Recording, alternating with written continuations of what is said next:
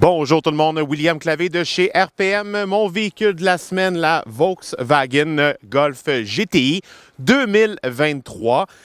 Si vous me suivez sur RPM, ben vous connaissez déjà mon avis par rapport à la 8e génération de la Golf, la MK8. J'en avais également parlé dans ma vidéo de la Golf R, mais je n'avais pas encore essayé la GTI. Mon collègue Samuel l'avait conduit avec la boîte manuelle et là, je l'essaye maintenant avec la boîte automatique à double embrayage. Je me suis dit que j'allais l'essayer pendant une semaine et lui donner une deuxième chance parce que, bon, ça reste une voiture emblématique en la GTI. Et je ressors de mon essai, honnêtement, assez divisé.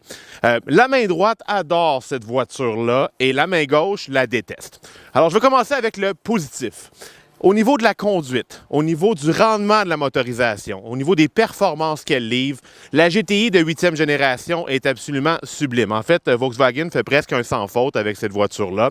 On reprend presque intégralement les composants mécaniques de l'ancienne génération et on les améliore. Donc, l'ancienne était presque parfaite et on ne fait qu'améliorer sur les bases de ce modèle-là.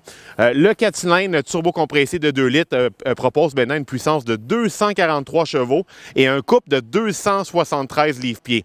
Et ça, honnêtement, là, ça fait en sorte que la GTI performe presque de la même manière qu'une Golf R, outre le fait qu'il s'agit d'une traction. Rappelons que la Golf R vient avec les 4 roues motrices. On a des bonnes accélérations, ça performe bien et le rendement de ce moteur-là est sublime dans le sens qu'on a toujours de la puissance, peu importe dans quel régime moteur on se trouve. Et c'est un moteur qui aime également monter dans les tours. Donc là-dessus, c'est un charme à conduire.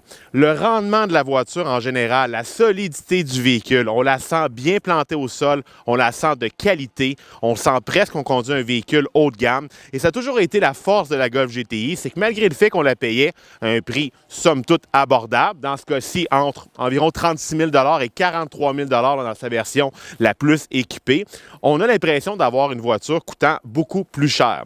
Et le format est superbe. En termes de dimension, ça reste pareil que l'ancienne génération. On a en fait la configuration à haillons, le fait qu'elle n'est ni trop grosse ni trop petite, ça fait en sorte qu'on a un véhicule qui est presque aussi polyvalent que certains VUS sous-compacts. On a un des espaces de chargement les plus élevés de la catégorie. Et quand on remet les dossiers des sièges en place, on a assez d'espace pour mettre un siège d'enfant ou transporter nos amis avec nous. Donc, c'est l'heureux mélange entre la polyvalence, la convivialité et les performances. Différentiel à glissement limité à l'avant. Donc, ça fait en sorte que là, je l'essaye dans un contexte hivernal et ça fait en sorte qu'on a quand même une très bonne motricité, malgré le fait que c'est une traction. En fait, je me rends presque jamais compte que je conduis une traction que ce véhicule-là parce que la répartition de poids est tellement bien exécutée qu'on ne fait qu'avoir un plaisir fou derrière le volant. Et c'est un des seuls cas où est-ce que je vais opter, ça ne me dérangerait pas d'opter pour la boîte automatique par rapport à la boîte manuelle, parce que la boîte à double embrayage DSG à 7 rapports, elle performe là, tellement bien. Elle est rapide, on appuie sur l'accélérateur et ça lui prend là, à peine une seconde pour rétrograder, de passer au prochain rapport. En mode sport, elle livre les performances là, de manière attendue, mais en mode confort, elle disparaît carrément en arrière-plan. Elle fait très bien son travail. Donc là-dessus, là, honnêtement, ça reste encore très réussi de la part de Volkswagen. Maintenant, les points négatifs. Et j'ai été très expressif par rapport aux problèmes ergonomiques de Volkswagen. J'ai pris du temps, plus de temps que le véhicule, apprendre à la connaître. On me dit dans les commentaires, ben non, William, on s'habitue, on s'habitue. Non, on ne s'habitue pas. C'est un désastre ergonomique. Et en fait, le problème, c'est qu'on ne semble pas avoir...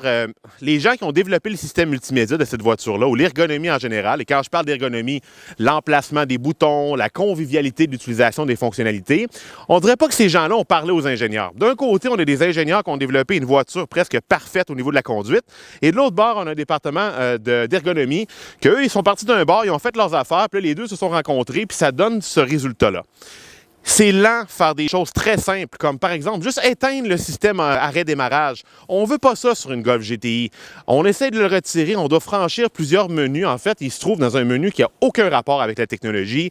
Les contrôles de climatisation sont un désastre. En fait, quand on démarre le véhicule, le système est d'une lenteur absolument inacceptable. Donc, on veut même activer les sièges chauffants. Ça lag, c'est long avant de réagir et tout est tactile.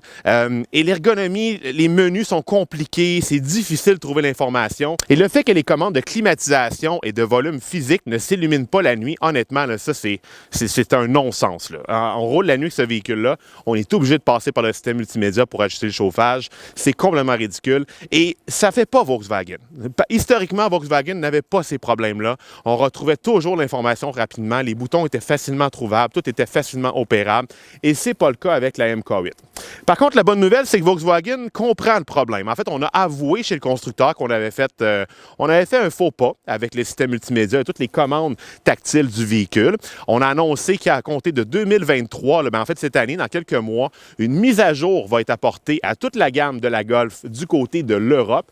Par contre, il faudra attendre à l'année prochaine avant de voir ces améliorations-là être apportées à notre version. Donc, mon conseil, si la Golf GTI vous intéresse ou la Golf R, bien, attendez un peu. Attendez à l'année prochaine parce que Volkswagen va probablement arriver avec un système qui va être réussi. Parce que si on se fie aux habitudes du constructeur, normalement, quand Volkswagen avoue son tort, il revient en force avec quelque chose de nettement amélioré. Donc, si on réussit à améliorer les commandes tactiles de ce véhicule-là, on va honnêtement se retrouver avec la compacte sportive parfaite. C'était le cas avec la MK7. Malheureusement, ce n'est pas encore le cas avec la MK8. Alors voilà, c'est mon topo rapide de la Golf GTI 2023. Évidemment, il y a plein d'informations sur ce sujet sur le site de RPM. On a un article complet de la part de Samuel Lessard et on en a parlé également à l'émission. Alors, allez regarder ça, ça vaut la peine.